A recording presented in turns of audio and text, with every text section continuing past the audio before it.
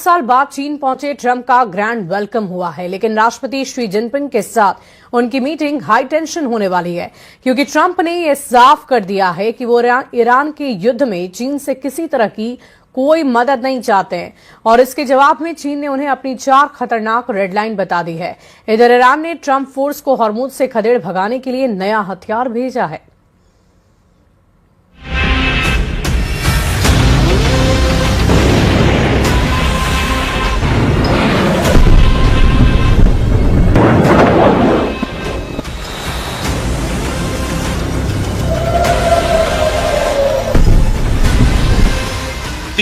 Missile launching site,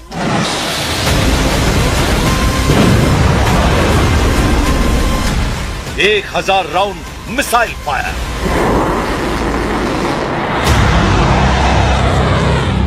America Israel पर सबसे भयानक हमला।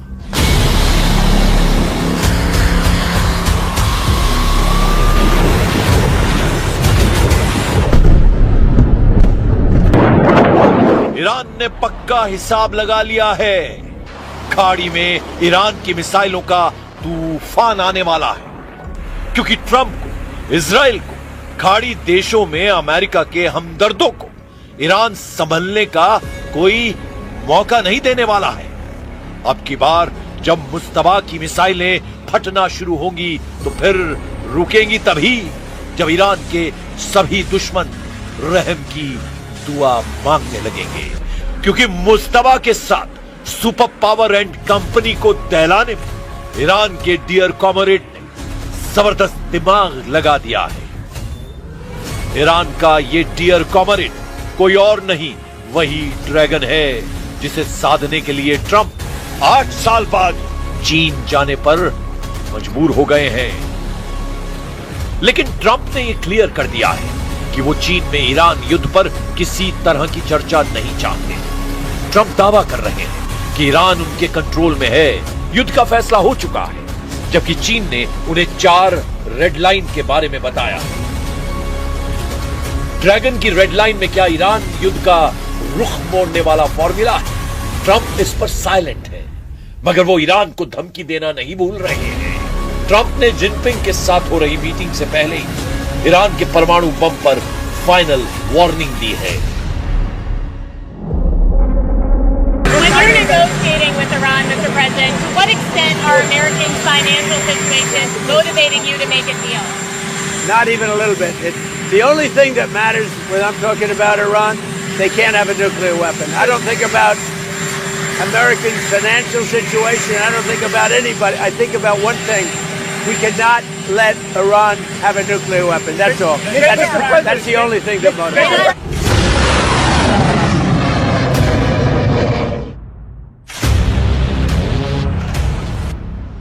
हालांकि ट्रंप के धमकाने का कोई असर ईरान पर दिख नहीं रहा है। मुस्तबा के लड़ाकों ने अमेरिका और इजराइल पर डर्टी बमों की बौछार की तैयारी शुरू कर दी है। मीडिया रिपोर्ट्स में दावा किया जा रहा है कि ईरान डर्टी बम में TNT जैसे विस्फोटकों के साथ एनरिच्ड यूरेनियम को मिलाकर विनाशकारी हमलों की कोशिश में जुटा है। अगर ईरान का यूरेनियम लोडेड डर्टी बम फटा तो बड़े इलाके में रेडियोलॉजिकल जहर फैलेगा, जिससे महातबाही मच सकती है। ईरान ने हॉर्मुज में ट्रंप नेवी को मार भगाने के लिए नया हथियार भी निकाला है। ईरान ने सबसे खतरनाक अंडर वाटर ड्रोन नारवेल को हॉर्मुज में तैनात कर दिया है। नारवेल एक ऑटोनॉमस अंडर वाटर ड्रोन है।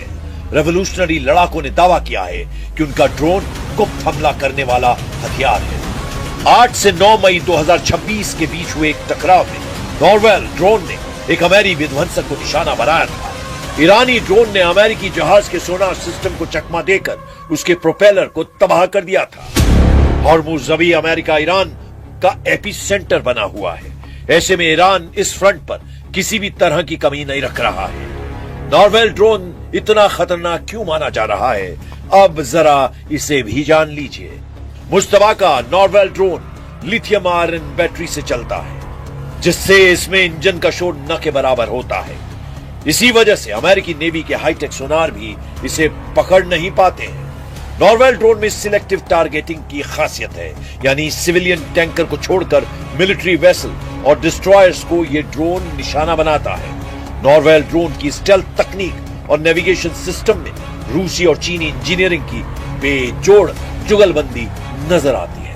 नॉरवेल ड्रोन पानी के अंदर 300 मीटर की गहराई तक गोता लगा सकता है और घंटों तक समुद्र के नीचे घात लगा सकता है। ईरान अपने अंडरग्राउंड ड्रोन दस्ते को एक्टिव कर चुका है। रेवोल्यूशनरी नेवी ने सिग्नल दिए हैं कि हॉर्मुज से ट्रंप की नाकाबंदी तोड़ने का टाइम आ गया है।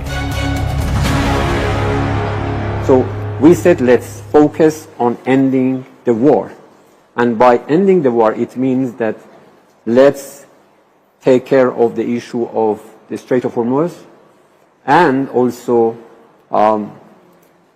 discontinuing this so-called blockade that US has imposed on Iran. Iran ने दुश्मनों को डराने का नया दाव चला है। मुस्तफा फोर्स ने नई मिसाइलों, नए लॉन्चिंग सेंटर की फिल्म रिलीज की है। ईरान की मिसाइल सिटी के दृश्य ने अमेरिका के होश उड़ा दिए हैं। मुस्तफा की मिसाइलों की नई झलक इजराइल में हड़कंप ला चुकी है। ईरान ने पहाड़ के नीचे छिपी मिसाइल सिटी की लेटेस्ट फिल्म रिलीज की है। ये 2000 फीट नीचे ईरान का वो किला है जहां दुश्मन के किसी हमले का कोई असर नहीं होने वाला। खामनेई के कमांडर इन सुरंगों से जुड़े सीक्रेट लॉन्च सेंटर से तेल अवीव से दुबई तक तबाही मचाने के ऑर्डर देते हैं। ऐसे secret war headquarter bunker buster attack को बेअसर कर देते हैं। इन सब बातों से अलग जो बात अहम है वो ये है कि अमेरिका इजराइल से युद्ध में अगर ईरान बचा हुआ है तो उसके पीछे तो सबसे बड़ी ताकत है।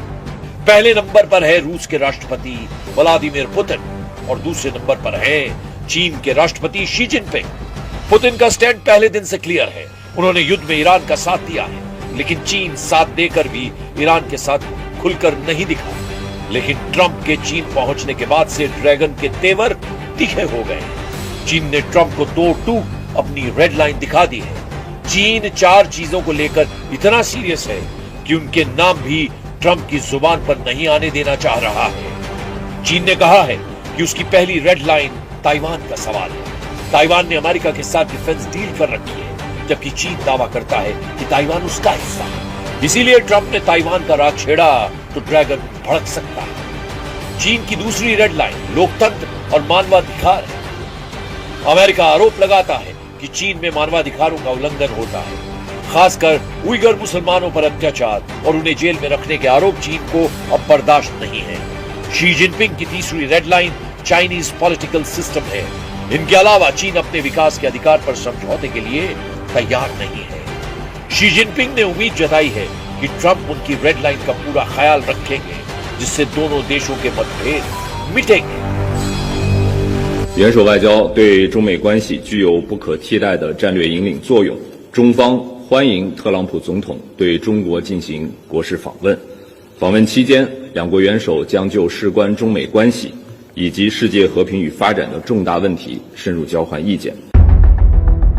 मतभेद मिटेंगे या बढ़ेंगे ये तो वक्त बताएगा, लेकिन जो बात जग जाहिर है वो ये है कि चीन ने युद्ध में ईरान की हर तरह से मदद की है। अमेरिकी सेना की जासूसी हो, हाईटेक हथियारों की तकनीकी हो या फिर युद्ध के हथियार, चीन ने ईरान से जमकर मुनाफा कमाया है। ट्रंप ये बात भूलने को भी तैयार है, बशर्ते चीन अब ईरान युद्ध से उन्हें निकालने का कोई रास्ता निकाले। हालांकि इसके आसार 0% हैं कि चीन अमेरिका को बचाएगा। चीन इस बात के लिए कुख्यात है कि जहां मुनाफा दिखा उसी गुट में ड्रैगन नजर आता है।